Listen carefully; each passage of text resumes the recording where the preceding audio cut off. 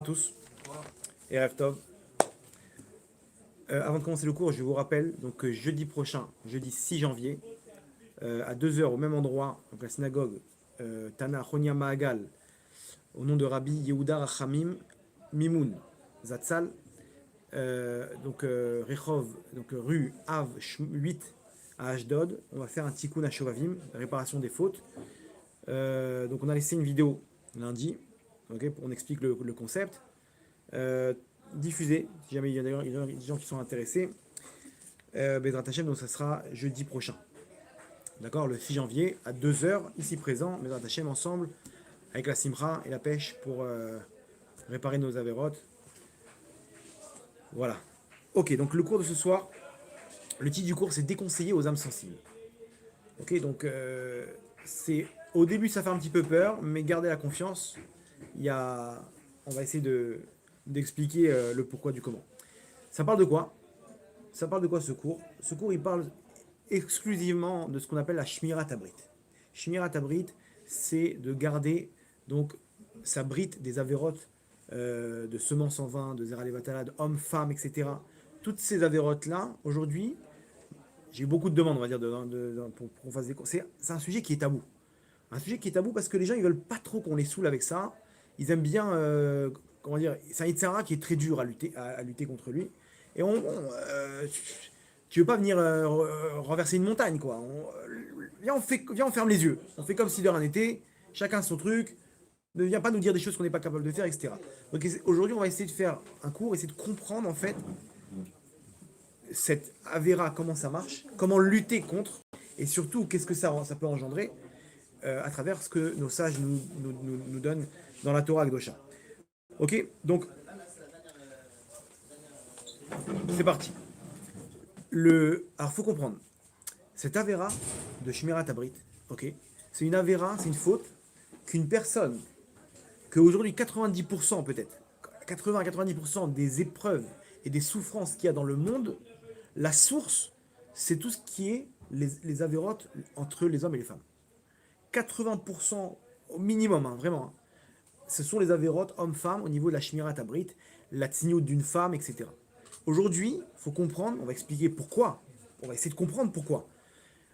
Aujourd'hui, toutes les souffrances qu'on a, la plupart des souffrances, elles viennent de ces avérotes-là, de ces fautes-là. C'est gentil, mais comment on fait? Parce que Hachem nous a donné entre les mains un avion de chasse, et si on ne sait pas comment s'en servir, on peut envoyer des missiles et détruire et faire des dommages. C'est le cas, non? Tu me dis, attends, c'est grave. Et d'un autre côté, tu me dis, mais non, mais tout le monde, c'est courant, quoi. C'est quelque chose de courant. N'importe quel jeune aujourd'hui, on lui parle de ça, il vous prend pour un fou. Aujourd'hui, Bezrat Hachem, on va essayer de parler carte sur table, et on va se renforcer ensemble pour comprendre comment ça marche. Pour ça, il faut replonger dans l'histoire de nos parachiotes, l'exil du Ham Israël. Alors, est-ce que vous savez quelle est la raison de l'exil du Ham Israël? Les mecs, ils débarquent. D'un coup, Hachem, il dit à Abraham, ta descendance sera esclave dans un pays qui ne leur appartient pas. Et Abraham Avinu, il dit rien. Ok, d'accord, il n'y a pas de problème. C'est quoi le deal? Ok, d'accord, donc il faut être en galoute, il faut être en exil. Il n'y a pas de problème. Par contre, les habitants de Sodome, Abraham Avinu, il laisse pas faire. Quoi? Tu veux les détruire, Hachem?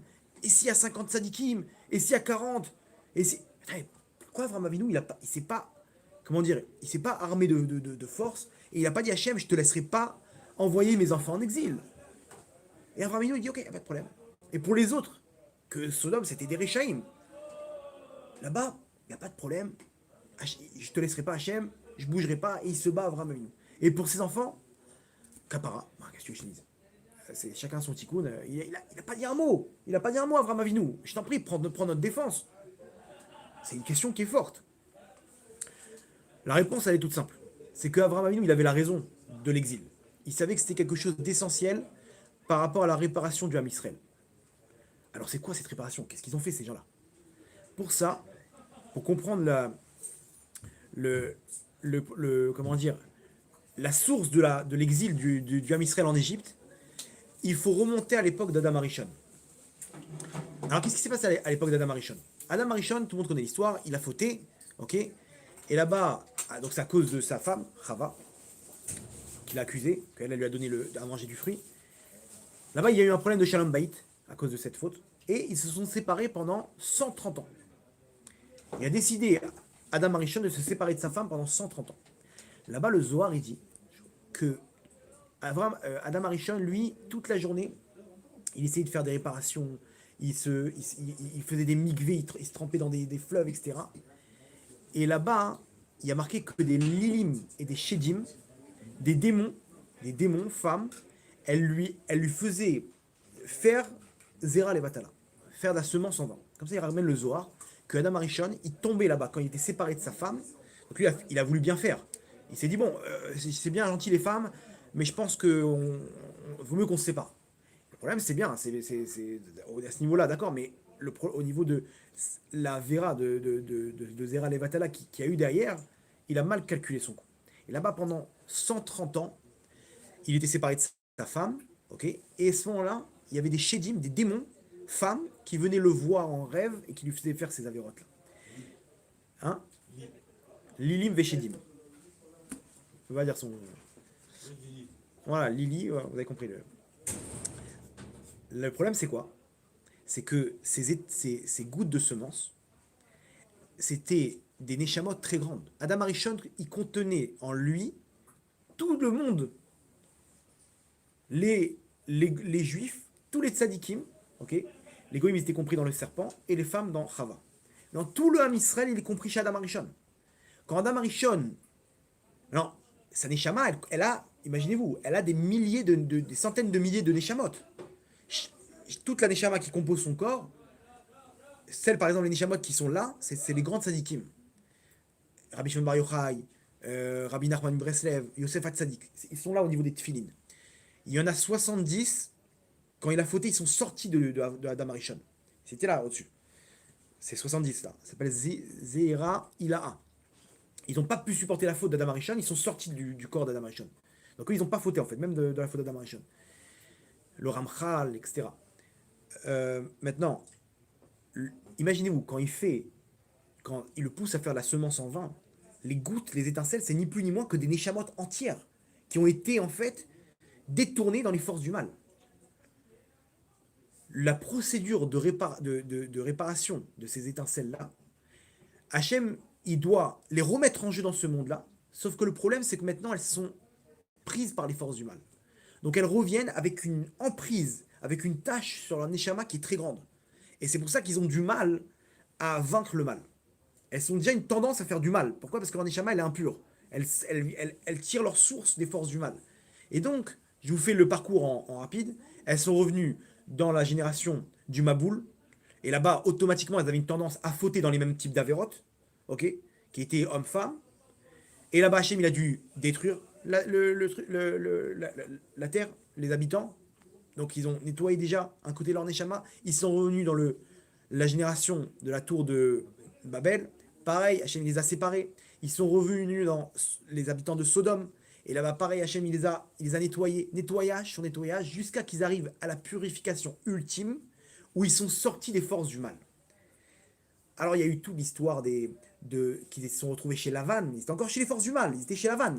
Là-bas, Jacob, il n'est pas parti pour rien. Pas pendant des années, là-bas, il est parti. Il a récupéré le troupeau. Ce troupeau-là, c'était ni plus ni moins que les étincelles du Ham Israël. Qu'il a récupéré. Yosef, il a fait la Brit Mila aux Égyptiens. Là-bas aussi, il y avait des étincelles. Et là-bas, ils ont réuni toutes les étincelles chez Yaakov et chez les 12 tribus, du nombre de 70. Et de là, il y a eu les 600 000 Neshamot du Ham Israël qui sont à ce moment-là sortis des forces du mal, puisque leur source, elle vient de Yaakov et ses enfants. Mais le problème, c'est quoi? C'est qu'elles sont sorties des forces du mal, mais on est dans il faut quand même nettoyer leur Neshama. Une fois qu'elles sont dans les forces du bien, il faut passer au nettoyage à l'intérieur des forces du bien. Et pour ça, l'exil en Égypte était évident. Il y avait pas, c'était inévitable, quoi. C'est pour ça que quand Hachem il annonce à Avram, tes enfants ils seront esclaves en Égypte, dans un pays qui leur appartient pas, Avram Avinu il comprend que c'est obligé. On est obligé de passer par là. On est obligé de nettoyer ces Neshamot. C'est la faute d'Adam Arishon qui a continué. On est là pour bosser. Ça c'est l'histoire. Donc regardez comme c'est fort.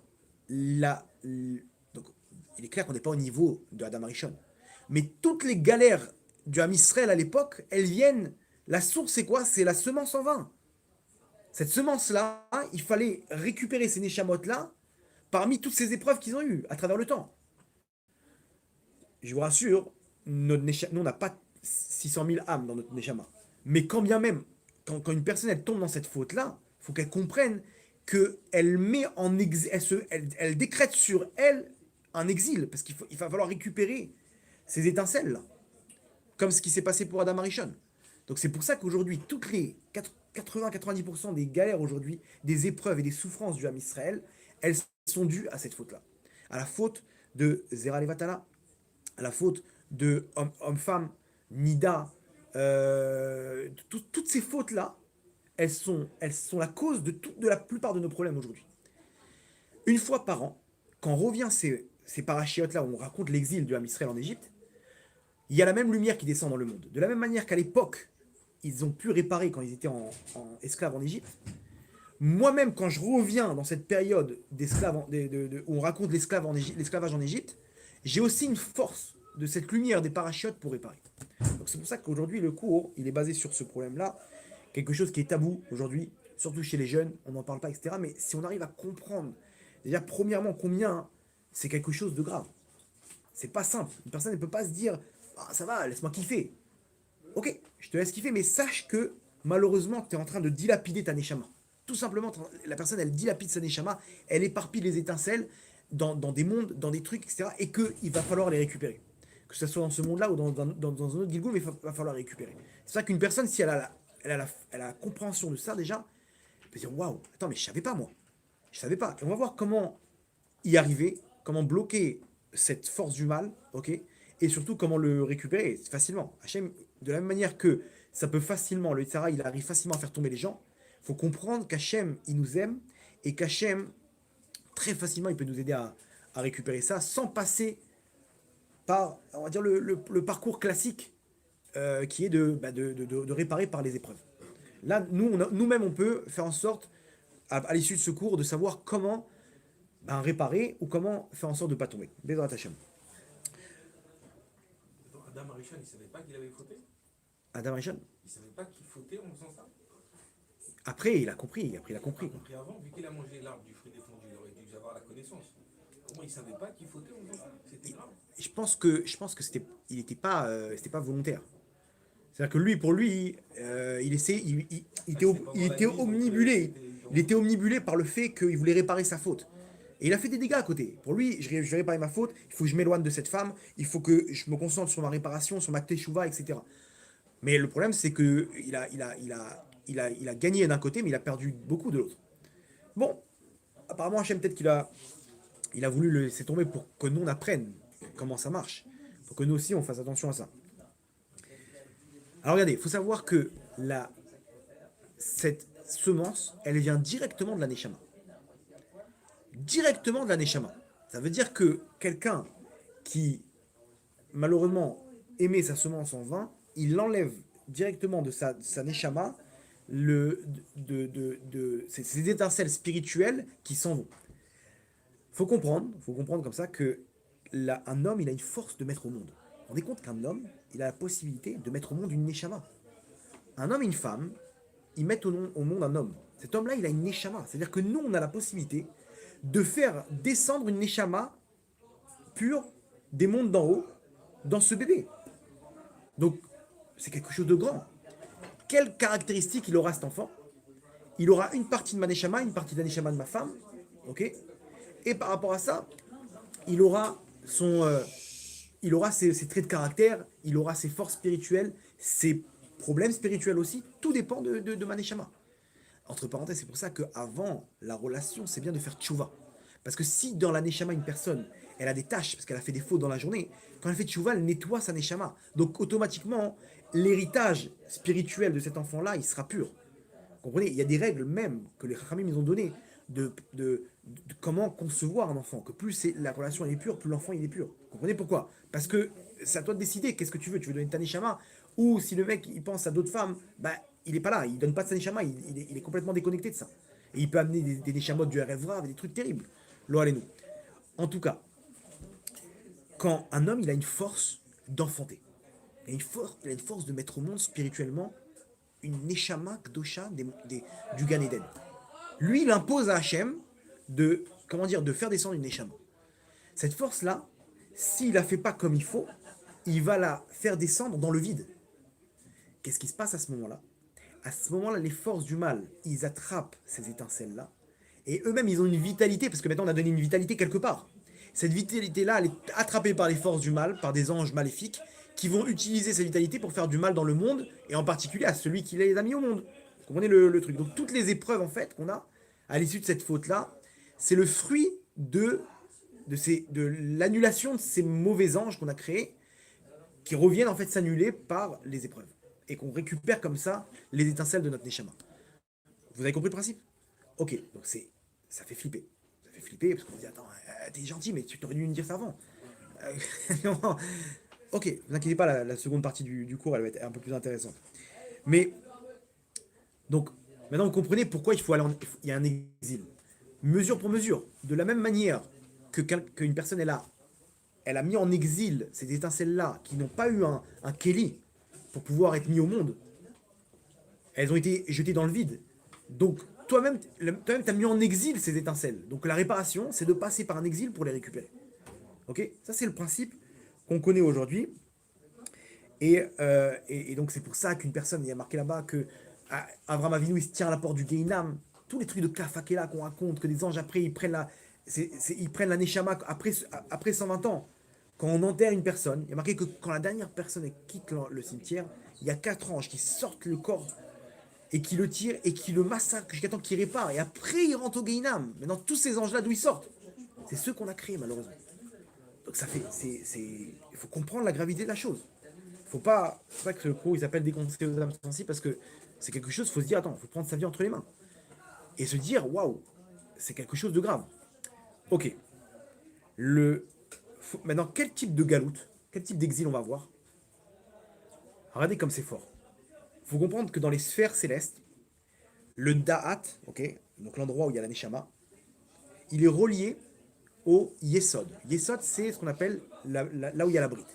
Dans les mondes d'en haut, c'est à l'image d'un homme, il y a les sphères célestes, il y a les sphères qui correspondent à la tête, ok.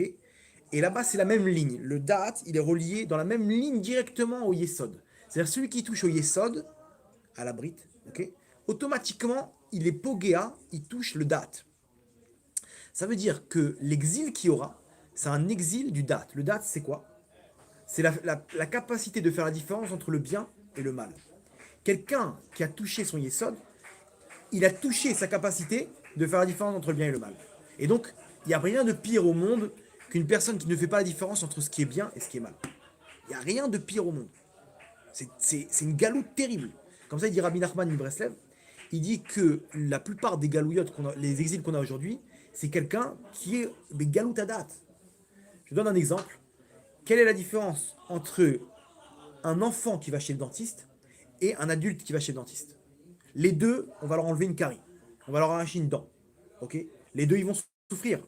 Voilà, le dentiste, avec la pince, en train de lui arracher. Il est en train de pousser un cri. Qui va souffrir le plus? On est d'accord que c'est la même douleur? C'est la même douleur. C'est le même dentiste. C'est le même type, le même traitement. Qui va souffrir le plus? L'enfant. Pourquoi? Parce que l'enfant, il ne comprend pas ce qu'on veut de lui.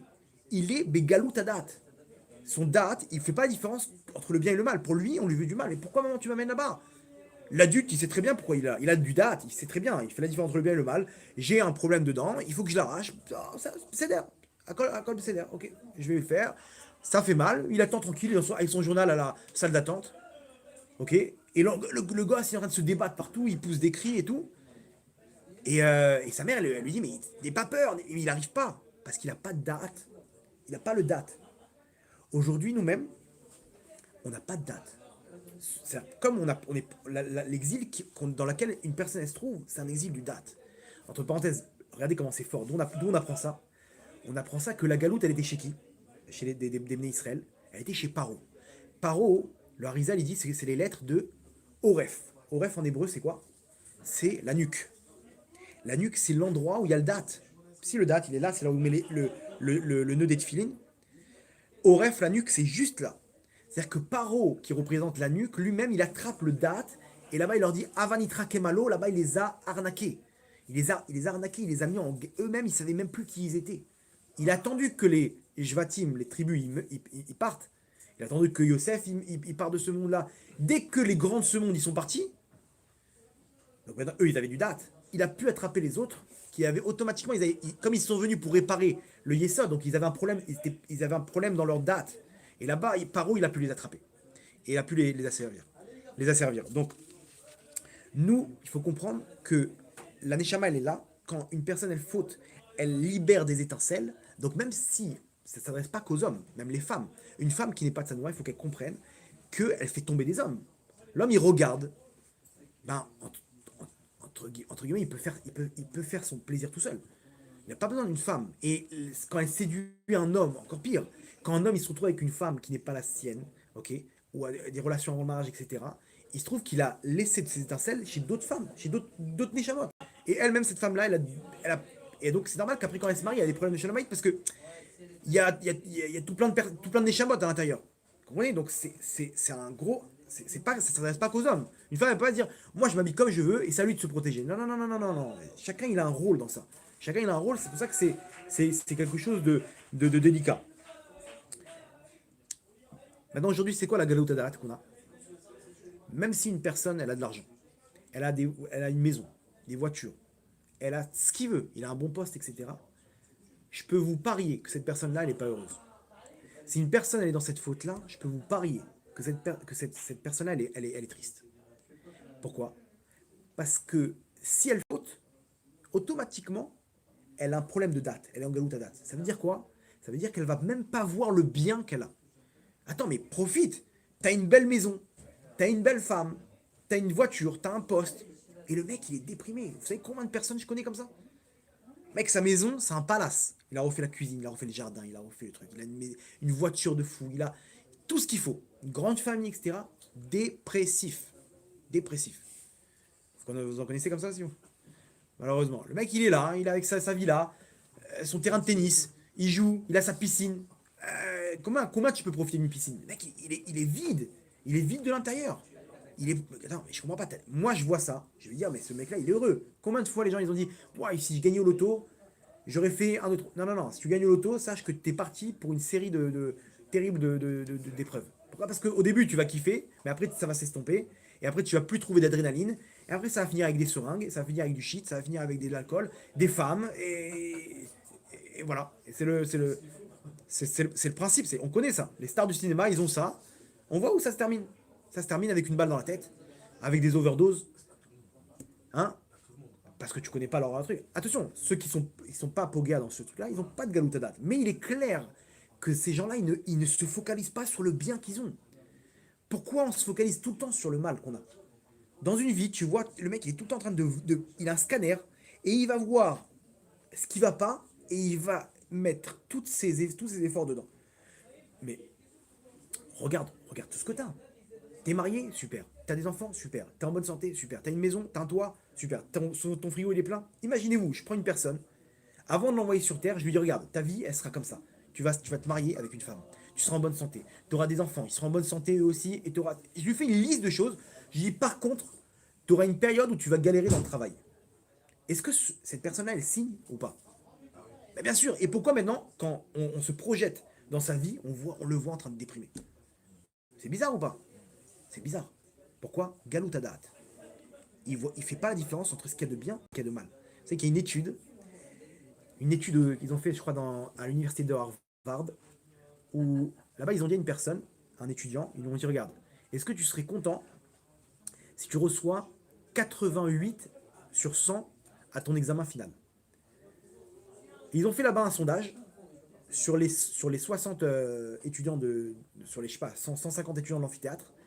Ben, ils ont vu que 80% des gens, ils étaient satisfaits de recevoir 89 sur 100 à leur examen final. Ceux qui n'étaient pas satisfaits, c'était apparemment ceux qui visaient plus, quoi. Voilà, lui, il est à 95, donc lui, ça ne l'intéresse pas. Mais la moyenne, les 80%. Maintenant, regardez la deuxième question. Et si maintenant je te dis que la moyenne générale, c'est 95, est-ce que tu serais content de recevoir 89? Résultat, que 30% ont été satisfaits. De 80%, on est passé à 30%. Vous savez ce que ça veut dire? C'est-à-dire que si j'ai 89 et que je connais pas le reste, il n'y a pas de problème. Mais si je sais que tout le monde réussit, alors ce 89-là, il devient nul. Vous vous rendez compte, la galoute? Une personne, elle ne sait pas faire la différence. Il ne voit pas le bien. Si les autres, ils réussissent, alors c'est mal. Mais juste avant, tu m'as dit que c'était bien. Vous voyez, c'est fort.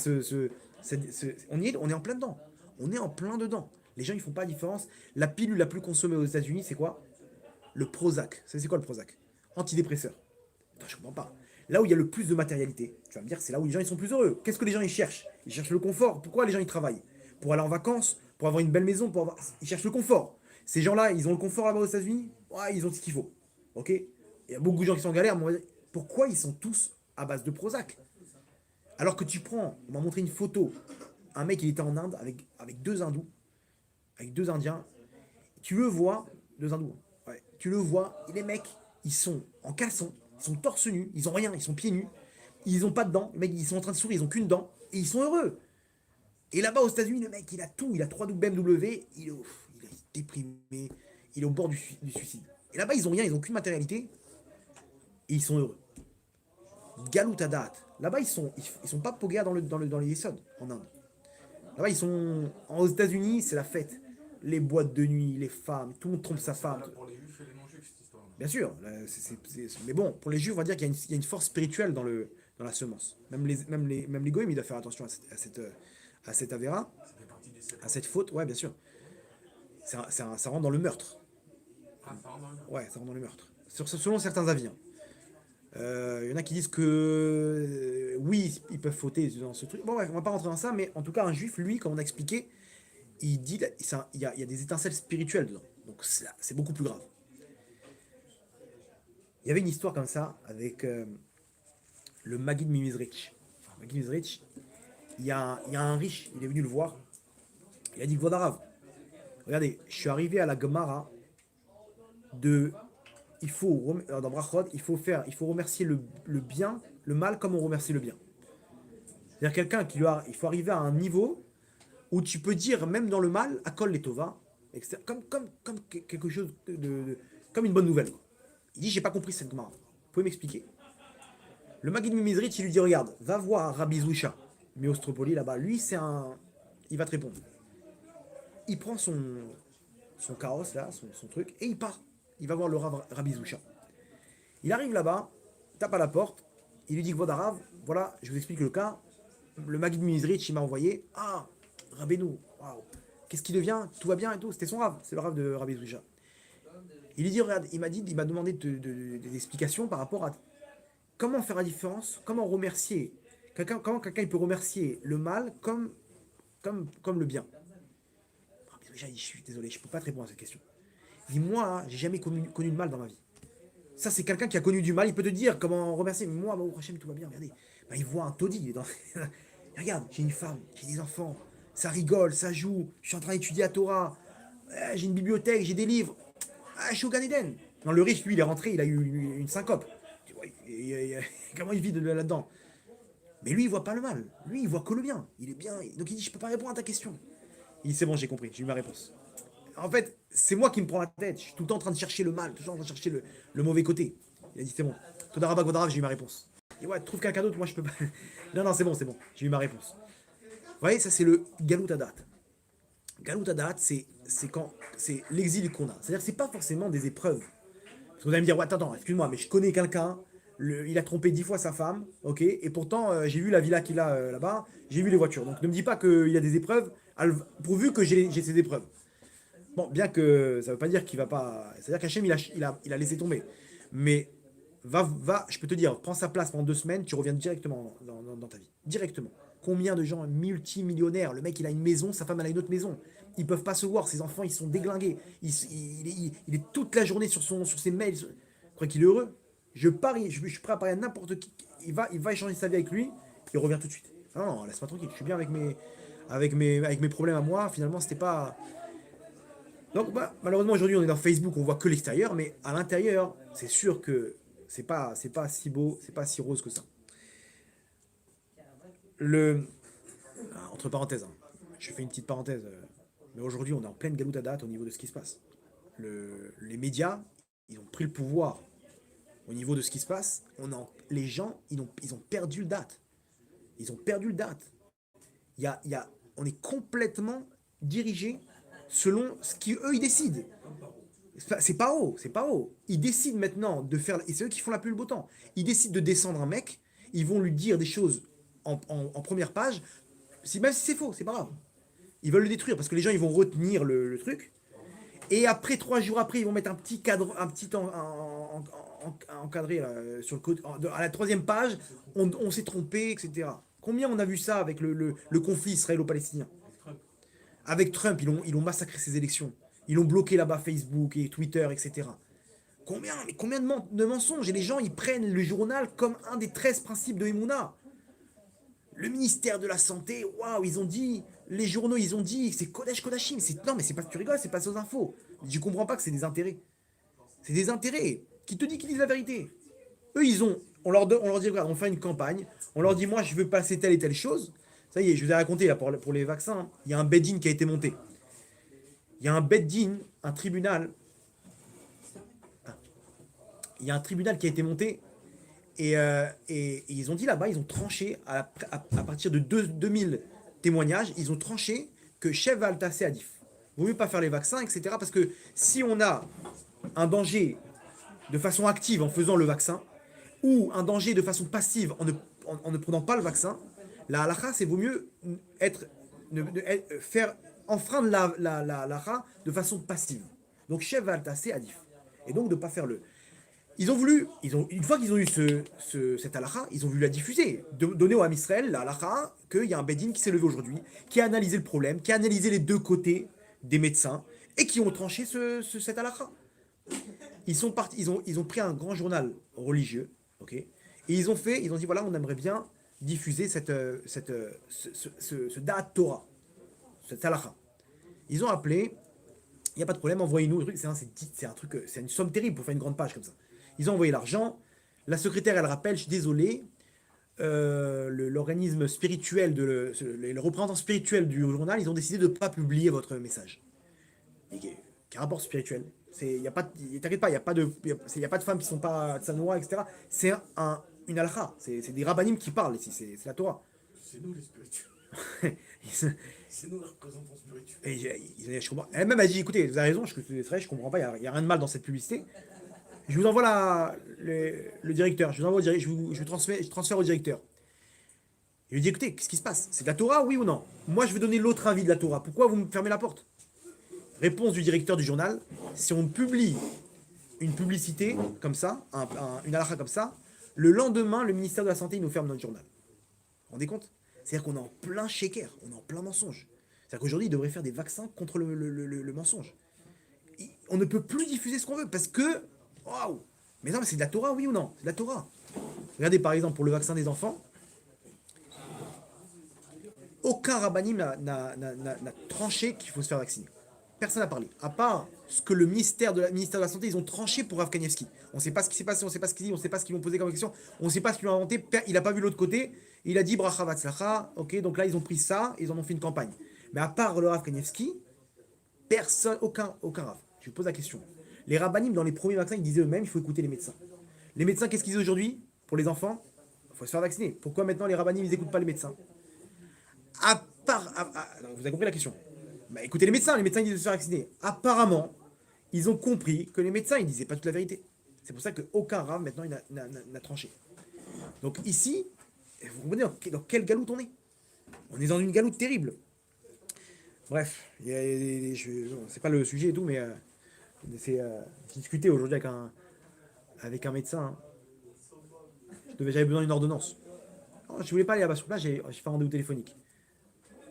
Il voit sur l'ordinateur que j'étais pas vacciné. Pourquoi t'es pas vacciné? Il m'a créé dessus. Pourquoi t'es pas vacciné? Je comprends pas. Je lui dis mais de quoi je me mêle? Je lui dis alors maintenant moi pour le chauffer je lui dis non parce que je suis contre. Quoi? Mais n'importe quoi. Le ministère de la Santé, etc. Je dis alors tu peux m'expliquer? Je peux te poser une question? Non, il me dit pourquoi t'es contre? Je lui dis parce que moi je suis contre les expériences sur les hommes. Il dit mais non, ça a été vérifié, etc. Je dis ok. Je lui dis est-ce que tu peux me répondre à une question qui me trotte? Qu'est-ce que ça fait un oxyde de graphène dans le vaccin? Il me dit, pardon? J'ai dit, le graphène, c'est un oxyde très puissant. Qu'est-ce que ça vient faire dans ce vaccin? Tu peux m'expliquer? Il me dit, de quoi tu parles? J'ai dit, mais tu sais ce qu'il y a dans ce vaccin? Il me dit, non. J'ai dit, mais tu fais confiance. J'ai dit, tu fais confiance? Non. Et je commence à lui dire, je lui dis, est-ce que tu sais qu'ils n'arrivent pas à isoler le virus? Alors maintenant, comment tu peux me dire qu'il y a un nouveau variant alors que même dans les laboratoires, ils n'arrivent pas à l'isoler? Et eux, ils nous disent, il y a un nouveau variant et nous, on plonge, etc. Et là, il y a eu un blanc. Et il me dit, mais tu dois te faire vacciner. Je dis, mais réponds-moi d'abord, réponds-moi. Aide-moi. Moi, je veux bien faire attention à ma santé. Mais aide-moi, j'ai pas de réponse à mes questions. Il a continué à truc, jusqu'à qu'il m'a raccroché au nez. Mais réponds-moi, il n'avait pas de réponse. Lui-même, il sait même pas pourquoi. On lui a rentré dans le crâne, il faut le maximum de trucs. Et la semaine dernière, ils ont fait une manifestation devant la maison de Bennett. 10 000 personnes. La police, ils leur ont rentré dedans. Les manifestants, ils ont riposté. Les policiers, ils ont fui. Est-ce que c'est pas aux informations? Non. Il y a 50 000 femmes et enfants qui ont manifesté à Jérusalem contre le vaccin des enfants. Pas un mot aux informations. Et ceux qui dirigent, c'est ce qu'on appelle Galout Hadat. Vous comprenez? C'est dur, hein, parce que quand on a l'impression que on ne sait plus qui est dans le juste. Il y avait une fois le, le maire de Londres. Le maire de Londres, il a rendu visite à un asile de fous, dans un asile de fous. Il a réuni là-bas tous les trucs et il a fait un discours. Bon, et là-bas, regardez ce qu'il leur a dit. Il leur a dit, je sais que vous pensez que vous avez raison et que c'est nous les fous. Mais le problème, c'est qu'on est la majorité. Ça, il leur a dit. C'est-à-dire quoi? C'est-à-dire que les fous, ils se disent, le mec, il est sûr que c'est le roi d'Angleterre. Et lui, quand tu lui dis, mais non, pour lui, c'est toi le fou. Donc il leur a dit comme ça, il leur a dit, je sais que vous pensez qu'on est fou, mais le problème c'est qu'on est la majorité. Donc nous on pense que vous êtes fou, vous pensez qu'on est fou, bon, on fait selon la majorité. C'est exactement ce qui se passe aujourd'hui. On ne sait plus qui est. Bon, bah, alors, la majorité, c'est eux, donc c'est nous les fous. Ceux qui sont les complotistes, comme ils disent. Bref, ça c'est le truc. Ça c'est la galoute à date. Galoute à date, on ne sait plus faire la différence entre le bien et le mal. Ok, ça c'est la première partie du cours. On a compris, c'est grave, faut faire attention à cet avéra. Faut. Non, celui qui est un peu sensible, il ne vaut même pas qu'il regarde cette première partie. C'était le côté défibrillateur de la Torah, pour réveiller. Ok. Maintenant, on passe à la seconde partie. La seconde partie, c'est en fait juste savoir. Faut pas oublier. La première partie, en fait, c'est de ne pas oublier qu'Hachem, il punit. Qu'Hachem, il fait en sorte de nous donner la possibilité d'aller réparer, quoi, de récupérer ces étincelles-là, et il est prêt à nous envoyer des épreuves sur épreuves pour pas qu'on faute. Faut pas oublier ça. Et pourquoi? Tout simplement parce que on va expliquer, si vous voulez bien, par une histoire. L'histoire, elle est comme ça. Un enfant qui a 2 ans, on va l'appeler Moshe. Ce petit enfant Moshe, il est tout mignon, il est tout gentil. Il a des parents, c'est des amours. C'est le premier. Ok, donc le premier, tout le monde sait, c'est le chouchou. Quand il a faim, il appuie sur un bouton, il pousse un cri, les parents ils passent en courant, ils lui donnent à manger. Ok. Quand il est fatigué, il pousse un cri, hop, on l'amène au lit. Quand il veut, il casse des trucs, il jette des jouets, on nettoie derrière lui, il renverse son bol, il renverse son verre, et la maman elle nettoie derrière lui, il n'y a pas de problème. Ah, mon petit Moshe, n'aie pas peur, etc. Dès qu'il a besoin qu'on le change, il pousse un cri, etc. Ils ont fait de lui une feignasse. Et le petit, à l'âge de 2 ans, il marche toujours pas. Pourquoi? Parce que dès qu'il a envie d'atteindre un jouet, il pousse un cri et son père, il le prend dans les bras et il lui donne le jouet dans les mains, etc. Donc ils ont fait de lui une loque. Un, voilà, un légume. Il est tout le temps en train de ramper. Et un jour, il l'amène chez le pédiatre. Et le pédiatre, il dit, attendez, je rêve, il a 2 ans, il marche toujours pas. Faites-moi une radio, s'il vous plaît. Vous pouvez me faire une radio? Ah, il faut une radio. Il fait des examens de sang, etc. Il dit, écoutez, il n'y a pas de problème, mais je comprends pas pourquoi il ne marche pas. Vous le faites des exercices, vous le laissez marcher un petit peu. Il dit, non, la vérité, on le prend tout le temps dans les bras, on est tout le temps. Ok, j'ai compris. Le pédiatre, il commence à regarder un petit peu ses muscles dans les cuisses, etc. Il dit, ok, j'ai compris. Écoutez-moi bien, madame. Je vais être très clair avec vous. Si vous ne le poussez pas à marcher, cet enfant-là ne marchera jamais de sa vie. Ses muscles ne se développeront pas et toute sa vie, il sera en chaise roulante. Waouh! La maman, elle a pris un coup d'électricité dans le cœur. Elle a commencé à pleurer. Elle dit, mais quoi, mon fils? Et c'est une question de jour. Écoutez bien, c'est une question de jour. Ces muscles, c'est ni plus ni moins que des légumes. Ça, ils ne servent plus à rien. Ces muscles ne servent plus à rien. Et comment on va faire? Débrouillez-vous. Vous lui prenez, vous faites des exercices, il doit se débrouiller tout seul. Même s'il pousse tous les cris de la terre, il faut que vous ayez aucune pitié. Aucune pitié. Vous m'entendez? Ok. Ok, docteur, merci beaucoup. Vous nous avez sauvé la vie. Je compte sur vous, hein. Soyez fort. Elle appelle son mari, elle dit, écoute bien, on n'a pas le droit à l'erreur.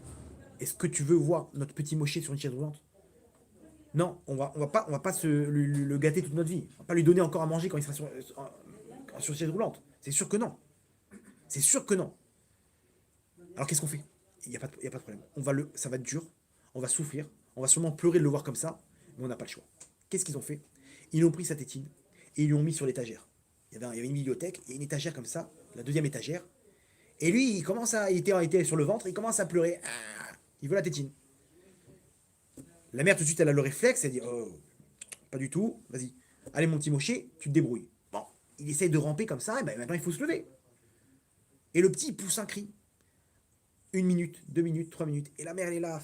Allez, vas-y, mais lève-toi, je t'en supplie. Fais-le. Et les deux, avec le père, ils sont là. Et le gosse, il leur jette des regards. Mais pourquoi vous m'abandonnez? Qu'est-ce qui se passe? Et il pleure. Et la mère, elle craque. Elle s'en va dans la chambre pleurer parce qu'elle le voit en train de souffrir. Et rien à faire. Il faut être cruel. Il faut être cruel ou pas? Vous êtes d'accord? Sinon, on va souffrir. Et le père, il est là. Il dit, allez, mon chéri, vas-y, mais bats-toi, lève-toi. Mets-toi sur tes jambes. Et le petit, il essaye quand même d'essayer de se lever sur l'étagère. Rien à faire. Et il pleure. Et il amène dormir comme ça. Il s'endort avec les pleurs. Et il se réveille avec les pleurs. Et la tétine, elle reste au même endroit. Et il le repose devant. Il essaie de se lever. Il n'y a rien à faire. Et la maman, comme ça, pendant 2 jours, elle est déprimée. Déprimée. Et le petit, il regarde sa mère avec un regard. Mais pourquoi vous me détestez? Et la mère, elle le prend dans ses bras. Mon fils, mais je t'aime, je t'aime. C'est pour ça que je te fais souffrir. C'est parce que je t'aime. Crois-moi, fais-moi confiance. Jusqu'à que Baruch Hashem, après quelques jours, il a réussi à se mettre sur les jambes avec ses muscles qui étaient tout plats. Et il a réussi à récupérer sa tétine. Et comme ça, il a rééduqué ses muscles et il a réussi à marcher. Ça, c'est l'exemple. Quel rapport avec nous? Alors, il faut comprendre qu'il y a une différence entre Mochel et Mevater. Mochel, c'est pardonner. Et Mevater, c'est abandonner. Il faut savoir que Akadosh Baruch Hu, il est Mochel. Mais nous, on a tendance à croire, on a tendance à confondre le fait qu'Akadosh Baruch Hu, il nous pardonne et qu'Akadosh Baruch Hu, il laisse tomber. Il laisse tomber la faute. Alors, il faut savoir une chose. Quand on tombe dans cette faute-là, il n'y a pas de problème, c'est dur, etc. Mais Akadosh Baruch Hu, il est prêt à nous pardonner et à nous nettoyer notre neshama. C'est simple, une personne quand elle faute, sa neshama, elle sort du corps. C'est son effet qui se dilapide, mais son neshama, elle sort. À partir du moment où il fait tchouva, c'est terminé. Sa neshama, elle re-rentre dans son corps, dans sa tête. Ok? Donc, Akadosh Baruch Hu, il est prêt à nous pardonner. Mais les vatères, Akadosh Baruch Hu, il nous laisse tomber, il nous abandonne, jamais. Et Akadosh Baruch Hu, il sait très bien ce qu'il y a après 120 ans. Il veut pas qu'on soit en chaise roulante dans l'au-delà. C'est quoi être en chaise roulante? C'est que si j'ai laissé mon corps animal prendre le dessus et que ma neshama n'a pas pris le contrôle, après 120 ans, je vais être devant Hachem et ma neshama, elle aura rien fait dans ce monde-là. Parce que cette avéra-là, cette faute-là, c'est ni plus ni moins que la faute qui va déterminer qui est le patron chez moi. Ma neshama ou mon corps. La personne peut faire toutes les fautes de la terre. C'est qui est le patron? C'est qui le patron? C'est ça, son corps. L'animal qui est en lui. Mais Hachem, il a fait un bras de fer. Il a dit non, mon tzaddik. Ta neshama, je vais la mettre dans ce corps-là. Ce corps-là, il aura envie de manger, de dormir et de faire ces fautes-là. Ok? Mais toi, tu vas prendre le dessus. Il ne suffit pas de transformer son corps en neshama, comme l'a fait Baba Saleh et certains tzadikim. Mais montre-moi une lutte. Mets-toi sur tes jambes. Mets-toi sur les jambes de ta neshama. Parce que sinon, dans l'au-delà, après 120 ans, tu n'auras jamais pris le contrôle avec ta neshama et ta neshama, elle sera venue pour rien. Et tu vas te retrouver dans le Gan Eden en chaise roulante. Comment ça en chaise roulante? Bah oui, on va continuer à te donner ce qu'il faut. Là, jusqu'à maintenant, on te donne, on te pardonne, mais Hachem, il te dit, mon fils, il faut que tu fasses quelque chose dans ce monde-là. Il faut que tu arrives à prendre le bras de fer et dire, stop, j'arrête de me faire arnaquer par le Yetzirah. Et vas-y, va fauter le mec, il va dans un coin, il fait une faute, va avec telle femme, il va. Mais bats-toi, arrête, dis stop à tout ça. Dis stop et dis, j'arrêterai de fauter. C'est-à-dire quoi? J'ai une Neshama en moi. Cette Neshama, il faut qu'elle tape du poing sur la table et elle dise hey, tu veux être en chaise roulante en haut ou pas? Parce qu'il y a des gens, hein, toute leur vie, ils ont fait Torah Mitzvot, mais leur Neshama n'a jamais pris le dessus. Comment leur Neshama elle peut prendre le dessus? Par l'intermédiaire de cette faute-là. S'il arrive à contrôler ça, à contrôler et de temps en temps à dire stop, waouh, t'as gagné le bras de fer avec des milliards d'anges maléfiques. T'as gagné le bras de fer avec ton corps. Donc là, c'est ta Neshama qui prend le dessus. Et alors Hachem, il te dit, mon fils, t'effacer tes fautes, je te le fais. Fais tchouva, je t'efface tes fautes. Tout ce que t'as fait, t'as renversé le bol par terre, je te pardonne, mon fils, il n'y a pas de problème. Par contre, tu vas te mettre sur tes jambes. Ça, je peux pas être mévater. Je peux pas laisser tomber. Je te laisserai pas tomber, mon fils. Comme ça, Hachem, il nous dit, mon fils, les épreuves que tu as aujourd'hui, c'est parce que je t'aime. Je suis désolé. Et nous, on est là, mais Hachem, donne-moi ma parnassa. La parnassa, c'est la tétine qu'on va voir. Et Hachem, il te dit, mon tzaddik, tu n'auras pas la parnassa. Pourquoi? Mets-toi sur tes jambes. Bats-toi. Hachem, donne-moi un enfant. Mais c'est sa tétine maintenant. Lui, c'est sa tétine. Hachem, il dit, mon fils, Anilo Mevater, j'abandonnerai pas. Tu vas te mettre sur tes jambes. Bats-toi. Combat cette avéra. Et l'autre, il veut se marier. Hachem, donne-moi. C'est sa tétine, c'est sa femme. Ou elle cherche son mari. Et Hachem, il dit, ma tzadékette, tu dois te battre, toi aussi. La tsniout, fais attention. C'est là-bas que tu vas prendre le contrôle. Je veux pas que tu sois en chaise roulante dans ton Gan Eden. Vous comprenez la différence? C'est-à-dire qu'en fait, quand il y a écrit 98 malédictions dans la Torah, là-bas, Parashat Kitavo, et là-bas, il y a une dernière qui dit, et encore plus, Hachem, il va mettre sur toi des malédictions qui ne sont pas écrites dans ce livre-là. Attends, mais Rachmanout, un peu de pitié, Hachem. Un petit peu de pitié. Ils allaient massacrer 98, et en plus, il te dit 3 petits points. Genre, il y a des trucs que j'ai pas écrits là, mais sache que. Mais maintenant, on comprend c'est quoi. C'est 98. C'est 98 qui viennent du cœur. Hachem, il te dit, mon tzaddik, c'est parce que je t'aime que je t'abandonnerai pas. Et vous savez qu'il y a des peuples qu'Hachem il a abandonnés. Ils sont aujourd'hui les nazis, ils sont aujourd'hui les Grecs, ils sont aujourd'hui les Romains. Des peuples, c'était les premières puissances mondiales. Hachem il a été mévater. Bye, vous fautez, je veux pas de vous dans mon monde. Mais un juif, Hachem il l'a mévater. Et oy va voy, malheureusement, malheur à lui, s'il voit qu'il n'a pas d'épreuve sur ça, il fait les 400 coups et Hachem il s'occupe pas de lui, ça veut dire qu'Hachem il a été mévater sur lui. Bien qu'il peut faire tchouva à n'importe quel moment. Mais vous comprenez qu'Hachem, il t'abandonnera jamais. Et par amour pour toi, il te dit, mon fils, mets-toi sur tes jambes. Tu vas aller chercher la tétine. Et il va pleurer avec toi, Hachem, dans les épreuves. Maintenant, mon fils, répare. N'aie pas peur, tu vas le faire. Arrête cette faute, tu vas le faire, tu vas réussir. Et quand une personne, elle prend le pari de dire stop, son mazal, il change d'une extrémité à l'autre. Parce que mazal, ce sont les initiales de Motsi, Zera, Levatala, qui émet de la semence en vain. Donc à partir du moment où il arrive à combattre ça, il change son mazal, complètement. Vous comprenez? C'est la différence entre Mochel et Mevater. Il est sympa cet exemple, hein, Gabriel. Il a fait. Donc, maintenant, vous comprenez que même une personne mariée, il a toujours le choix d'être un animal chez lui ou d'être quelqu'un de posé, d'équilibré. Même là-bas, il a une lutte. Même là-bas, il a une lutte contre son esprit animal. Comme je vous ai dit, la conception de l'enfant, elle peut amener des nishamot du RF Rav, si elle est mal faite. Il y a des halachot. Aujourd'hui, le mec, il a des films dans la tête. Malheureusement. Et ça aussi, une femme, il faut qu'elle comprenne qu'elle doit protéger son mari. La femme, chez elle, elle s'habille comme une serpillière. Et dehors, dès qu'il y a un mariage, fait. Comment dire Pourquoi Pourquoi pour les autres, oui, mais pour ton mari, non. Ah, c'est bon, mon mari, etc. Elle est en jogging comme ça à la maison, elle est en serpillière et tout. Non, je suis désolé. La Gemara, elle ramène des histoires. Abba Hilkia, la Gemara, elle ramène dans Ta'anit. C'est le petit-fils de Chonia Magal. Elle ramène que là-bas, ils n'avaient pas de pluie. Et ils se sont dit, bon, Chonia Magal, lui, c'est un pro dans les pluies, on va aller voir son petit-fils. Ils sont partis le voir. Et lui, là-bas, il les accompagne. Qui il voit? Il voit sa femme l'accueillir. Elle était habillée, excusez-moi le terme, elle était très légère. Enfin, elle était de sa noix, mais maquillée. Les sages, ils ont dit, mais. Bon. Il a prié, la pluie est descendue. Hein. Avec sa femme, ils ont prié. C'est sa femme qui a. Ouais, le sroud de sa femme. Et les sages là-bas, ils l'ont dit, Kodarav, on veut comprendre. C'est ma pchat, quoi. C'est quoi comment votre femme vous la laissez sortir comme ça? Il dit, ma femme, elle est très intelligente. Ma femme, écoutez bien, dehors, elle s'habille normal. À la maison, ma femme, c'est un top modèle. Pourquoi? Parce qu'elle sait très bien qu'un homme, il a un Yetzirah. Et elle sait très bien que si elle ne me protège pas, mon Yetzirah, il va me faire tourner des yeux sur d'autres femmes. Donc ma femme, elle dit, il n'y a pas de problème. Ce Yetzirah, mon tzaddik, c'est chez moi que tu vas l'avoir, à la maison. Cette force que tu as, t'inquiète pas, ça reste à la maison. Et c'est là-bas qu'elle peut lui sauver. C'est comme ça qu'il y a marqué que les femmes, elles sauvent la femme les hommes des fautes. Elle le sauve. Combien de couples aujourd'hui, la femme, elle fait souffrir son mari. Elle le mène, c'est du chantage. Non, laisse-moi tranquille, ne me touche pas, c'est pas le moment. Mais pourquoi? Pourquoi? Qu'est-ce qu'il t'a fait? Sache qu'elle est en train d'enclencher une procédure où son mari va la tromper dans quelques mois.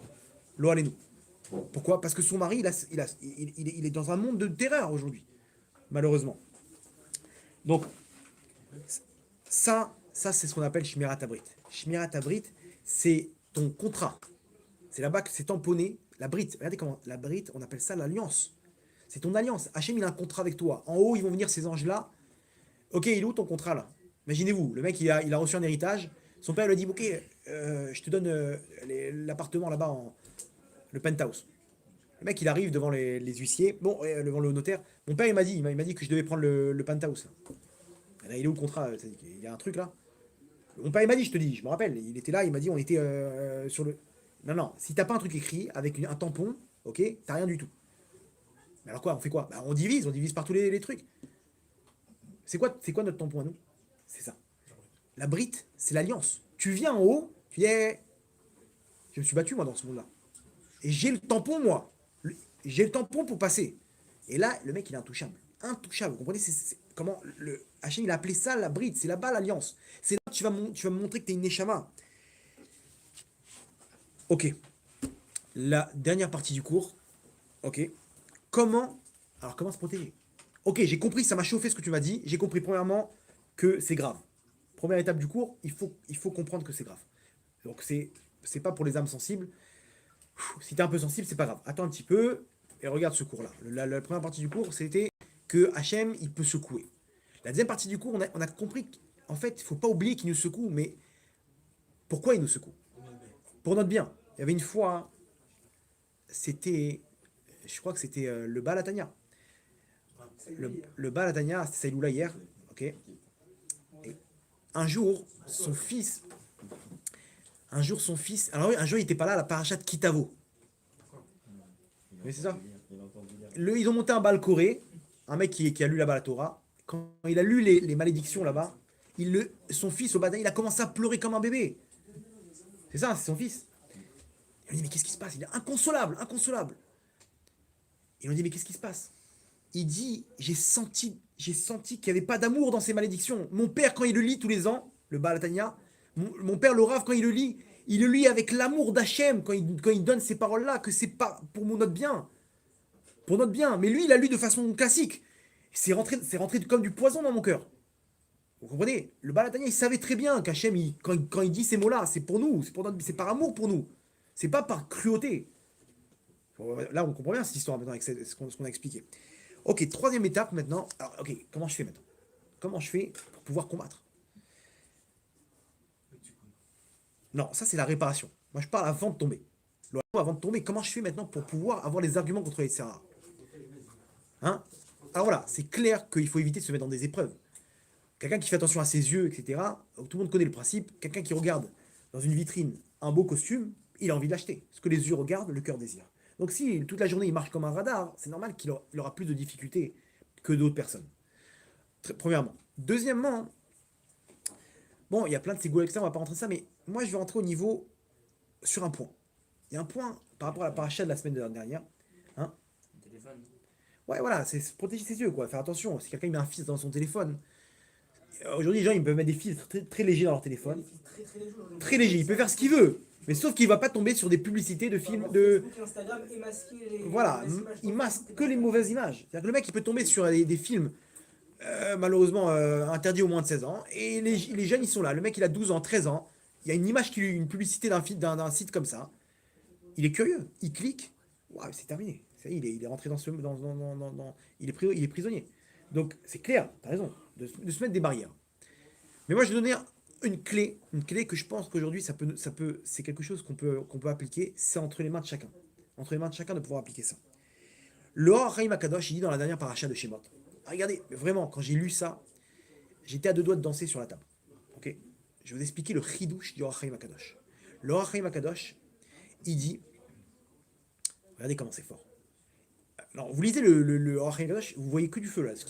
Un truc, il ramène un chidouche. Ça m'a changé la vision des choses, donc je vous le partage. Je vous le partage.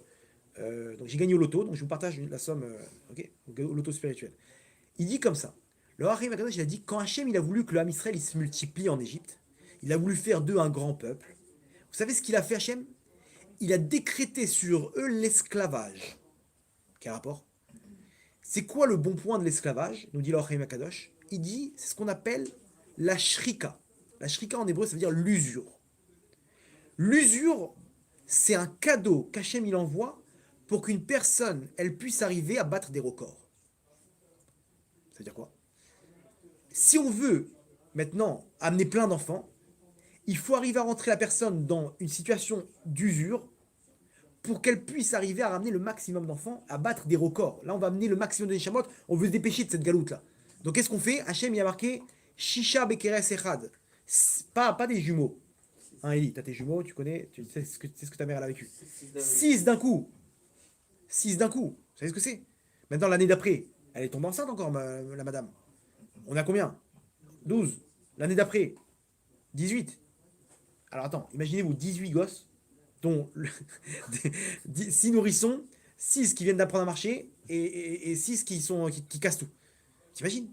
Tu peux pas. Si tu as un minimum d'équilibre, cette maman-là, elle va dire, ok, Hachem, il va me donner ce qu'il faut pour leur donner à manger, j'ai la Emouna. Mais au niveau sensibilité, cette femme-là, elle peut dire, je peux pas amener des enfants si je peux pas m'en occuper.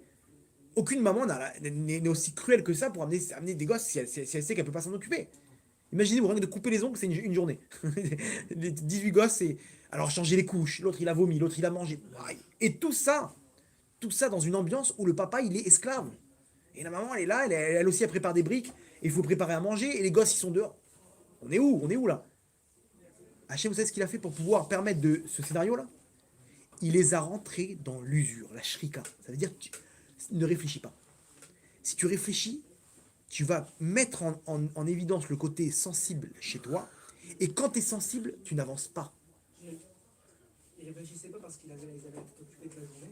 Ouais, c'est ça, exactement. Exactement. Ils avaient la tête occupée dans l'esclavage qu'ils avaient. Ils étaient dans une routine où ils font pas attention à ce qu'ils ils ont pas le temps de poser le pour et le contre et de voir alors qu'est-ce qu'on fait là. Vous savez, des fois comme ça, vous marchez avec quelqu'un et vous vous êtes pas rendu compte, vous avez marché 10 km. Waouh, pourquoi? Parce que tu es occupé. Tu es occupé à parler. Donc quand ton truc, ton cerveau est occupé, tu peux pas faire 10, tu te rends pas compte que tu as fait 10 km. Vous voyez ça, cette situation-là? C'est la meilleure solution, c'est de pas se rendre compte de ce que tu es en train de faire. Et là, tu peux battre des records. C'est ce qu'on appelle l'usure. C'est un cadeau qu'Hachem donne à la personne pour qu'elle batte des records. Il ne faut pas qu'il se rende compte de ce qu'il est en train de faire. Si tu dis maintenant je vais marcher 10 km, tu le feras pas. Si on te dit rien et que tu avances, et que je te rentre dans une ambiance où tu te rends pas compte, tu vas les faire les 10 km. Vous voyez la différence? Je me rappelle quand j'étais à l'armée, il n'y avait rien de pire que de ne pas savoir où on allait. Ils nous prenaient d'un endroit à l'autre. Vas-y, dis-nous, donne-nous le truc. Même eux, ils ne savaient pas. Il n'y avait rien de pire. Mais grâce à ça, on a marché. Rien que pour la dernière marche qu'on a fait à la fin de tous les entraînements, c'était combien? 60 km, une nuit entière de marche, avec un poids sur le dos. Et l'arme, dans le désert du Negev là-bas, ouais, pour la Kumta, là, pour le béret, la marche du Massa Kumta, 60 km on a fait. Non, il y a certaines, mais dans les commandos, ils font même plus. Du début de la soirée jusqu'au petit matin, je vous explique, pendant 3 jours, c'est 6 km par heure. Non, c'est 6 km en tout que tu as dû Non, je te dis, renseigne-toi, tu verras. 55. Combien elle a fait ton fils? 55. 55, ouais, c'est ça. Maintenant, tu pars depuis la tombée de la nuit à 6 heures du soir jusqu'au petit matin. Avec 1 heure de pause et 10 minutes toutes les heures de pause. Ouais, c'est chaud. Mais comment tu fais? Bah, tu te rends pas compte. T'as pas le temps de te poser des questions. Comment les gens ils sautent en parachute? Une personne qui veut sauter en parachute, si elle commence à réfléchir, elle peut pas sauter. Elle est tétanisée. C'est pour ça qu'ils comptent jusqu'à 3 et à 2 ils sautent pour pas que la personne Ouais, puisse. d'accord. Parce que tu peux pas. Donc en fait, C'est vrai qu'on a réussi. quand tu veux faire, Hachem, quand il veut donner des records à une personne, il va faire en sorte de le rentrer dans l'usure, dans une situation. Donc ici, qu'est-ce qu'on apprend de là? On apprend que des fois, qu'est-ce qui nous bloque? C'est la sensibilité. Là, vous allez comprendre pourquoi j'ai appelé ce cours-là interdit, déconseillé aux âmes sensibles. Parce que si on a une âme qui est sensible, on ne pourra jamais lutter contre ce Yitzhara. Vous savez, rappelez-vous ce Yitzhara où il intervient. Où? Dans la nuque. Paro. Paro, quand on touche là-bas dans la brite, on atteint le date. Le date, c'est la nuque. Paro. Le Yetzera qu'on a, il est dans la nuque. Ça veut dire qu'on ne peut pas négocier avec ce Yetzera. Dès que tu es un petit peu sensible, non, mais je ne vais pas la quitter, je ne peux pas arrêter. Combien de fois je discute avec des jeunes, ils me disent, mais je ne peux pas arrêter, il est trop sensible le mec. Mais coupe le steak en deux. Arrête avec ta sensibilité. Tu ne peux pas lutter contre ce Yetzera si tu rentres en négociation avec lui, c'est impossible. Non, mais regarde, je vais discuter avec ma copine, peut-être que si, peut-être. Il n'y a pas, il ne faut pas discuter. Il faut arriver à une situation où Le cerveau il domine. ou non, en fait, tu viens et t'avances. Et tu sais ce qui est bon pour toi. Tu sais que c'est assourd. Ne rentre pas dans le date. Ton date, il est pas goum. Ton date, il est touché. Yosef avec Potiphar. J'allais raconter l'histoire. Yosef, il a commencé à rentrer dans le date. Peut-être que je peux aller avec elle. Elle a raison de nous va sortir ma chère Ben Yosef. Il a rentré en pile poule. Qu'est-ce qu'il a fait Hachem? Il lui a mis le visage de Yaakov. Pourquoi? Pour lui dire, écoute bien, si tu fais ça, t'es effacé là du Ham Israël. Tes calculs, ils sont gentils, mais écoute-moi bien, arrête de réfléchir. Tu fais ça, t'es effacé du Ham Israël. En 2 secondes, Hachem, il lui a réglé le problème de son débat. Qu'est-ce qu'il a fait? Il a sauté par la fenêtre. Direct. Esav, ils ont commencé à discuter avec lui, tout le monde connaît l'histoire. À l'enterrement de Yaakov, Esav, il est venu, il a dit, hey, pep, c'est moi qui dois être enterré ici. Amera Tamarpela. Ouais, bah attends, tu rigoles, t'as vendu ta place. Nous, on a pris la galoute. Je te rappelle qu'on a pris la galoute, non? Donc, vas-y, montrez-moi le contrat, là. Où est-ce que je lui ai vendu, là, la place? Montrez-moi le contrat. Non, mais tu rigoles. Vas-y. Naphtali va chercher le contrat. Naphtali est parti. Entre-temps, le corps de Yaakov, il est posé. Et ils sont là en train de dire, mais vous savez que c'est grave de laisser le corps avant l'enterrement. Les gens, des fois, ils attendent 3, 4, 5 jours avant que Tata Justine, elle vienne vas-y, enterre. C'est une souffrance pour la Neshama. Maintenant, il voit le corps de Yaakov comme ça. Le fils de Dan, Hushim, lui, il était sourd-muet. Il ne comprenait pas ce qui se passait. Il vient, il dit non. Il leur fait des signes. Voilà, on passe à l'enterrement, là, qu'est-ce qui se passe? Et il lui explique, il dit non, il y a un problème. C'est ce qu'il a fait. Il a sorti son épée, il est parti en courant. Flac, il a coupé la tête des sables. Ah, c'est ça, ouais. Avec la tête, elle a La tête, elle a roulé à l'intérieur du truc et son corps, il est enterré ailleurs. Pourquoi le Midrash nous raconte cette histoire? Les enfants de Jacob, ils ont commencé à rentrer en débat avec lui. On te dit, Esav, ne rentre pas en débat avec lui. Coupe-lui la tête tout de suite. Il y a un problème. Et cette fille-là qui te tourne autour, bye, tu jettes ton téléphone de toilette. Tu tires à chasse direct. Il n'y a plus, tu effaces ton numéro de téléphone. Comment je fais maintenant? Elle me parle sur Facebook. Et où cette fille-là, elle se dit, coupe tout de suite. Il n'y a pas de problème. C'est comme ça que ça marche. Il ne faut pas être sensible. C'est pas pour les âmes sensibles. Si tu es sensible, tu n'arriveras jamais à vaincre ce Yitzhara. Il est plus fort que toi. Il va t'attraper par les sentiments. Il va t'attraper par les sentiments et dire, mais attends, mais qu'est-ce que tu peux? C'est une génération qui est dure, mon sadique. Tu peux pas lutter contre cet Avera. La Gemara raconte l'histoire de Rabbi Mathia ben Harash. Lui, il faisait attention à ses yeux. Et il était Kodesh Kodashim. Le Satan, il a dit, Hachem, laisse-moi le tester. Laisse-moi le tester. Hachem lui a dit, vas-y, descends, mais ne touche pas, ne lui fais pas de mal. Ok, le Satan, il s'est transformé, la femme la plus belle qu'il y a jamais eu depuis la création de ce monde-là jusqu'à la fin des temps. Une femme hyper belle qui rentre, Gvadarav, j'ai une question. Et lui, il est en train d'étudier. Il sent que c'est une femme. Il lui dit gentiment, bien sûr, c'est quoi ta question? Et elle veut absolument qu'il la regarde. Et elle vient d'un côté et lui il tourne sa tête de l'autre. Elle vient de l'autre côté, il tourne sa tête. Et il lui dit, pose ta question. Et il dit, attendez, Gvadarav, vous pouvez me regarder tout dans les yeux? Elle savait très bien que à partir du moment où il regarde, il rentre déjà le Yitzhara. Il dit à son shamash, je t'en prie, amène-moi 2 pics, deux pics en fer, tu les mets dans le feu. Et elle essaie de le provoquer, etc. Son shamash, il le ramène, il prend les pics et il se les rentre dans les yeux. Le Satan, il a vu ça, il a poussé un cri. Non, parce qu'il savait très bien qu'il avait promis à Hachem qu'il ne devait pas avoir de mal. Il a poussé un cri, le Satan. Et il est monté en panique devant Hachem. Il a dit, j'ai rien fait, c'est lui qui... Et écoute bien, il appelle Raphaël, l'ange Raphaël, il lui dit descends tout de suite, tu lui guéris ses yeux. Tout de suite, il ne doit rien lui arriver. L'ange Raphaël, il se dévoile à Rabbi Mathia ben Harash. Il lui dit à Kadosh Baruch Hu, il m'envoie en personne pour te guérir les yeux. Il dit non, je suis très bien comme ça, t'inquiète pas. Comment ça, t'es très bien comme ça? Il dit ça me sert à rien. Si ces yeux-là, ils sont là pour foutre, ça me sert à rien. Entre parenthèses, vous savez, c'était le gigoul de qui? De Yosef Hatzadik. Yosef Hatzadik, il n'a pas fauté avec la femme de Potiphar, mais avec ses yeux, il a fauté. Donc il est revenu en un tzaddik qui était ce Rabbi Mathia ben Harash, et son rôle, c'était de ne pas fauter avec les yeux.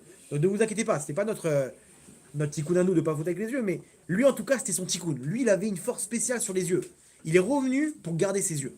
C'était quel tzaddik? Rabbi Mathia ben Harash.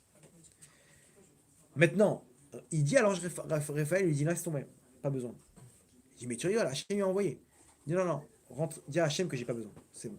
Il retourne, et Hachem il lui dit, alors il retourne le voir et dit-lui que je veux que ses yeux soient guéris, et que je lui promets qu'il n'aura plus d'épreuves sur les yeux. Qu'il accepte la proposition. Il est descendu, il a guéri les yeux. Alors il est clair qu'on n'est pas à ce niveau-là de ce truc, et ça sera sourd de faire ça si on n'est pas à ce niveau-là. Ok? Lui, il l'a fait par les Shem Shamaim. Si on a 1 gramme de l'eau les Shem Shamaim, le mec il va rendre des comptes sur ça. Mais en tout cas, nous, à notre niveau, faut comprendre que lui, qu'est-ce qu'il a? Il a enlevé un bouton, c'était quoi? La sensibilité. Il n'y a pas de cadeau, il n'y a pas de pitié. Donc nous, pareil, il y a un truc, il faut savoir, il faut arriver à sauter par la fenêtre comme il a fait Yosef. Il faut arriver à faire ces actes-là, même si c'est des actes qui sont, comment dire, bah ouais, mais la Goya, je vais pas la quitter, la pauvre. Mais n'aie pas de pitié. Pourquoi? Parce que c'est ta neshama qui est entre les mains. T'as ta neshama entre les mains. Donc, c'est un chidouche énorme ou pas ce Rachaim Akadosh?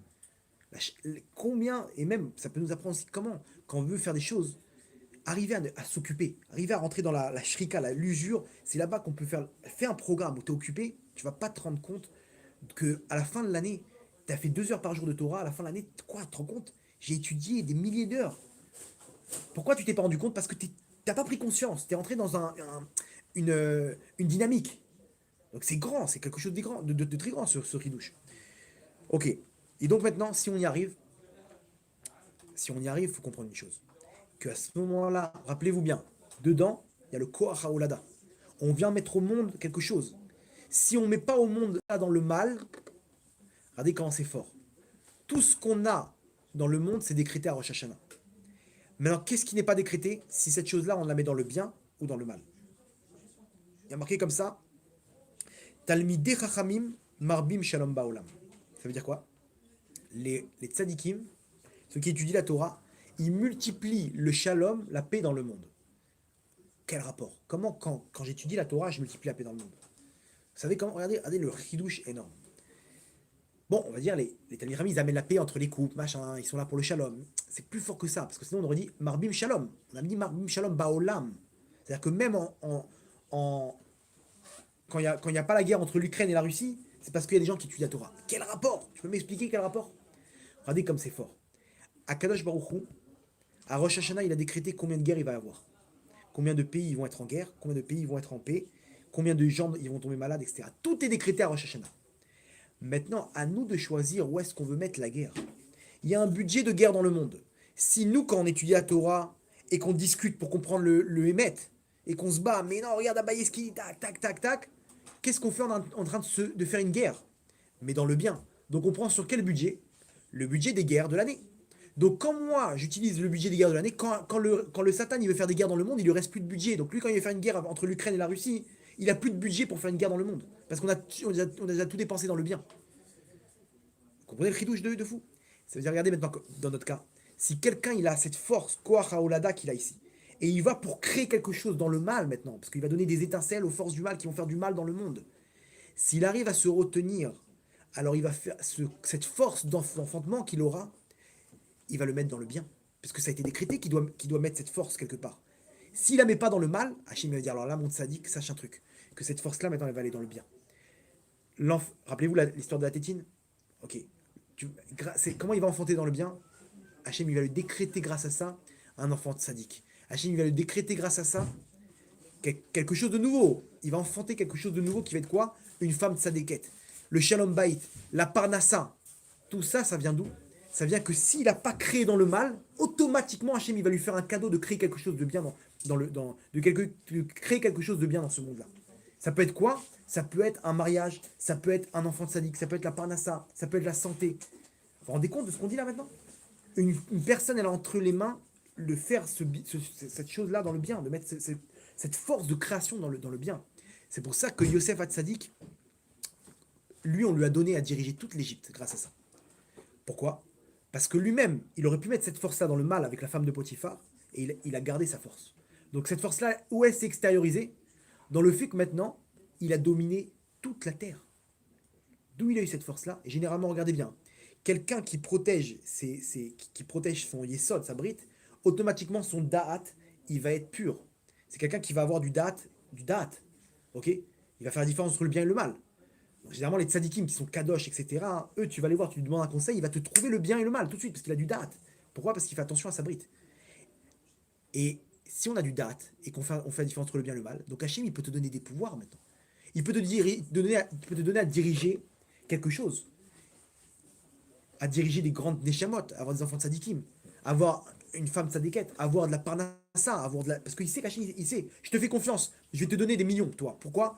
Parce que je sais que tu vas pas faire de bêtises, je sais que tu as du da'at, je sais que tu sais faire la différence entre le bien et le mal. Toi, tu vas pas tomber dans le Prozac, comme ces fous furieux. Vous comprenez? Donc, c'est pour ça que quelqu'un qui fait attention à ça, automatiquement, comme Yosef, il prend le contrôle. Hachem lui donne les pleins pouvoirs. Parce que toi, maintenant, tu as ce courage, tu peux le mettre dans le bien. Cette force-là, tu peux le mettre dans le bien. Et regardez comment c'est fort. Quand Yosef, il veut dire à son père qu'il est toujours vivant, il envoie quoi? Il envoie des chariots, des agalotes. Il dit, montrez ça à mon père, combien je suis riche et combien je domine en Égypte. Maintenant, venez, on se pose la question. Est-ce que vous croyez que Jacob, qu'est-ce qu'il en a à battre que Yosef, il dirige en Égypte?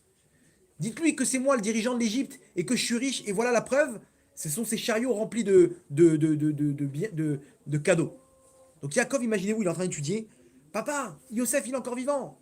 Mais arrêtez de vos bêtises, qu'est-ce que vous racontez? Regarde la preuve, c'est lui qui domine, regarde ces chariots-là, c'est lui qui nous les amène, c'est lui le dirigeant, c'est lui qui...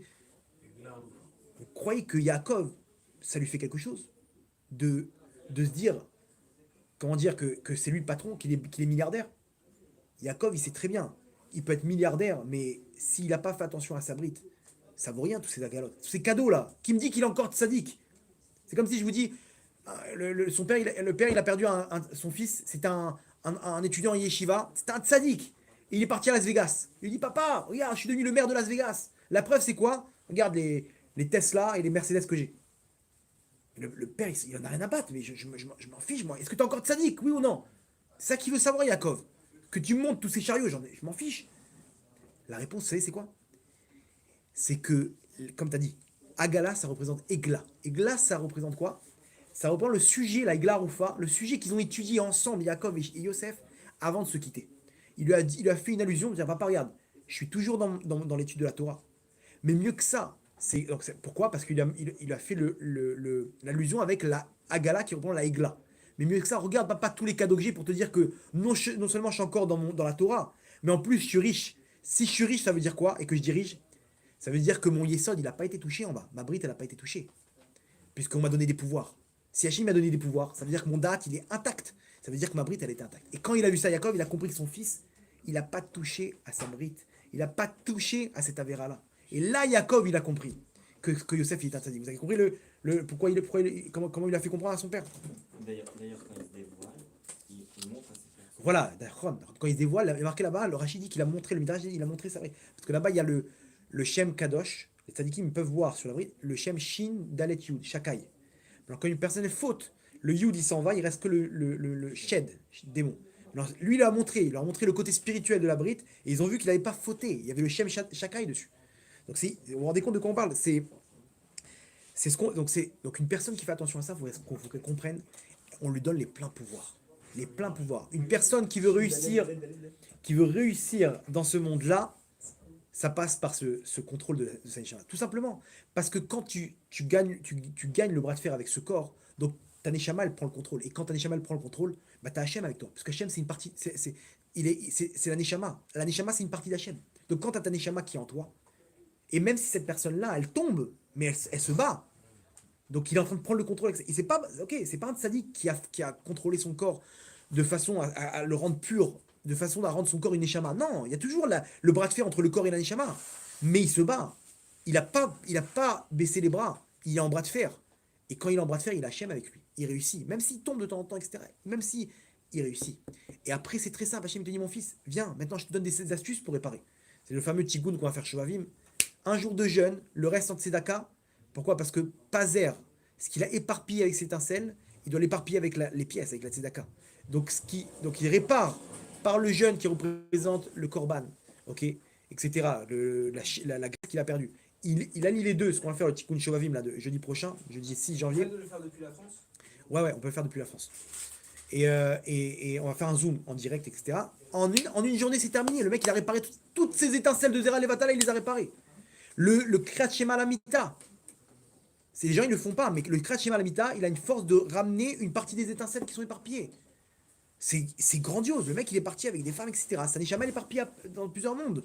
Il fait ce tikkun là, il ramène tout. Hachem dit, mon fils, t'inquiète pas, Mochel, Ani Mochel, je te pardonne.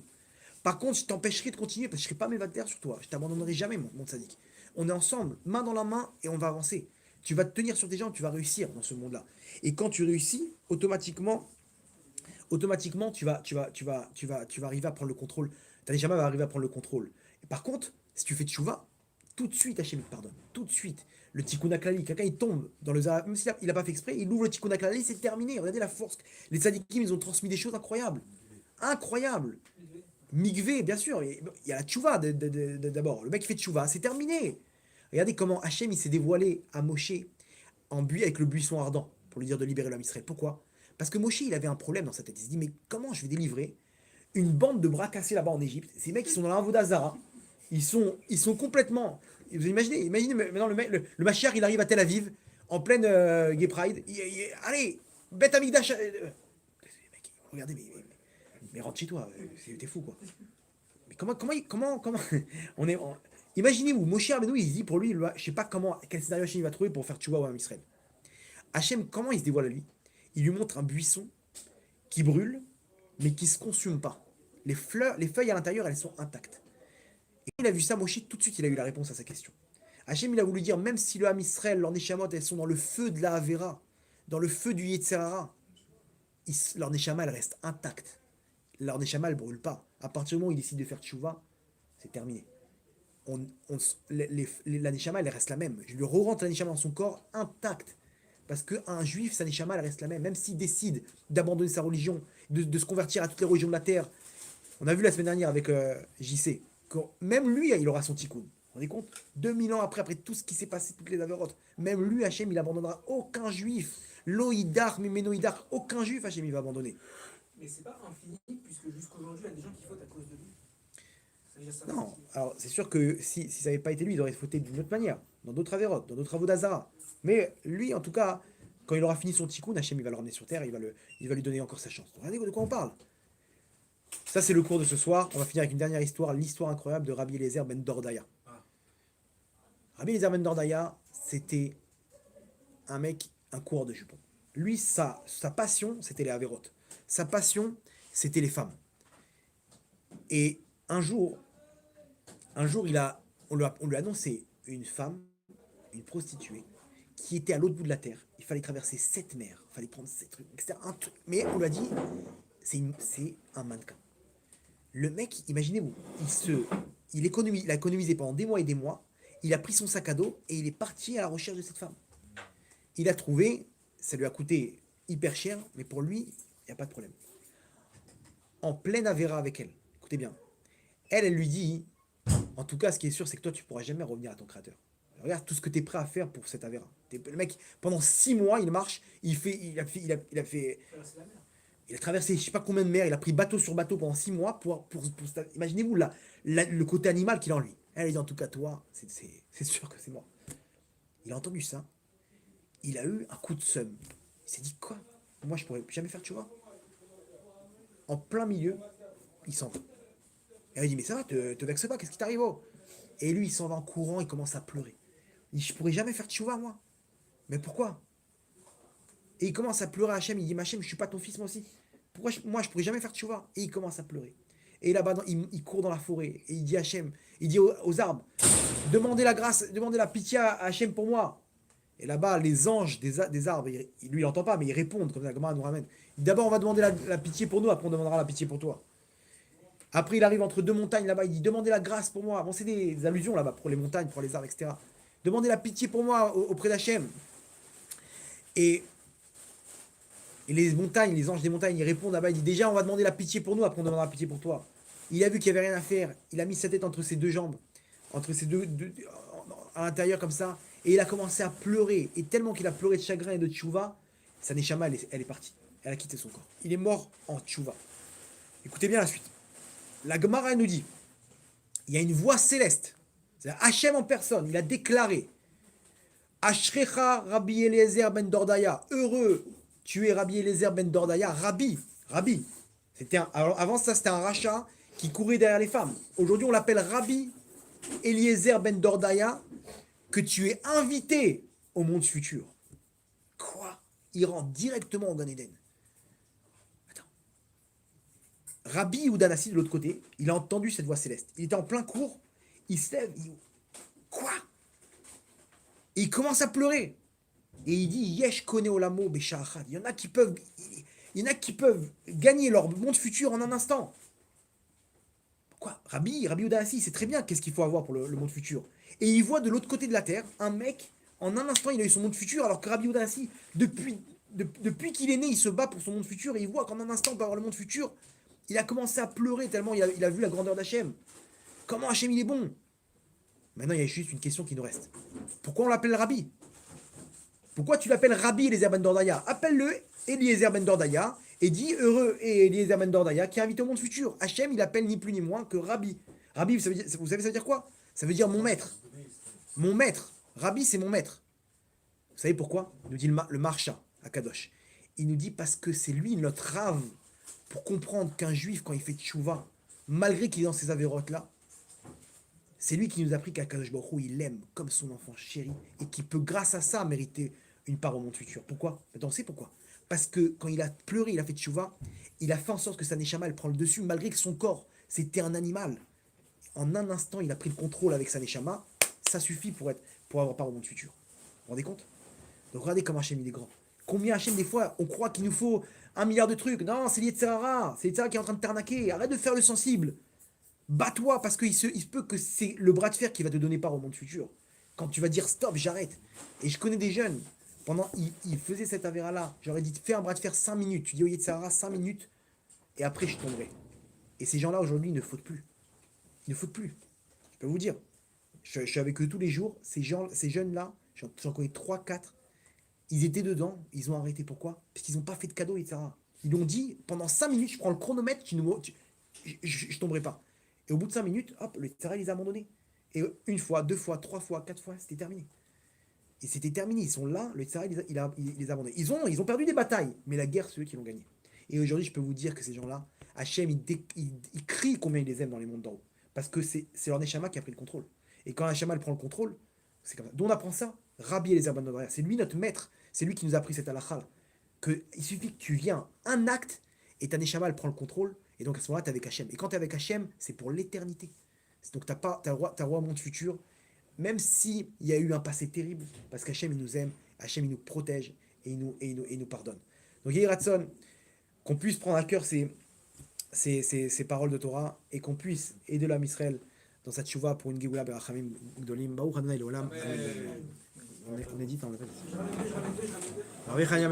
fait. Les accords d'Israël. Les Fichar Irbalaem Torah Mitzvot. Shnema.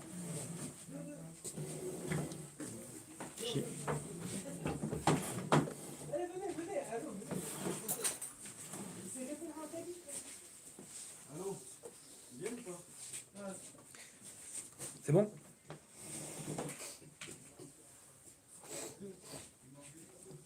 Shenema Rana Chafetz Seman Sitko, Yagdil, Torah Ve'adir. גדל וקדש שמר אברהם, אלמנה תדרה, חירותי וימליך מלכותי וישמח וקנה מקרב שכם, וחי לכל ובכל וחי לכל בית ישראל, בעגלה ובזמן קריב ומועמד. יהיה שמר הבא לפניו ואדם ונהיה יתברך, וישתבח, ויתפאר, ויתקומם, ויתנשא, ויתהדר, ויתעלה, ויתהלל. שמן לקודשה ורחום, לעילה מן כל פרחתה, שירתה, תשבחתה ונחמתה, דם ורחמה ואמרו אמן. על ישראל ועל רבנן ועל תלמידיון ועל כל תלמידי תלמידיון. ויעסקין ברקתה, קדישתה, די ועתה, ודין ודי וכלתה ועתה. יהיה לנער ולכל חינה וחסדה ורחמי מקדם מלא שמיה רבה ואמרו אמן. יהיה שלמה רבה מן שמיה, חיים וסבא וישועה ונחמה ושדבר ורפואה וגבולה ושמחה ורפאה ורמח והצלה. לנו ועם ישראל ואמרו אמן. עושה שלום במרומיו